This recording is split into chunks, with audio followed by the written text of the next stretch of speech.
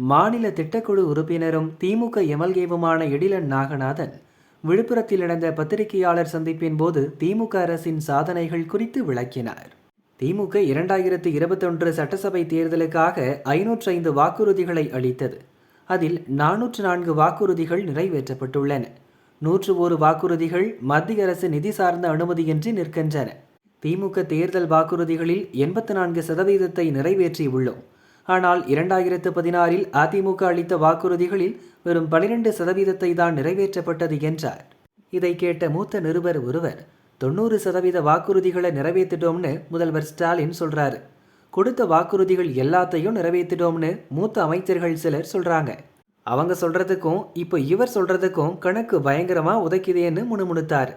அட, நீங்க சொல்றதும் சரிதான்பா, கூட்டி கழிச்சு பார்த்தாலும் கணக்கு எங்கேயோ இடிக்குதே என்றபடி பிற நிருபர்களும் அங்கிருந்து நடையை கட்டினர்.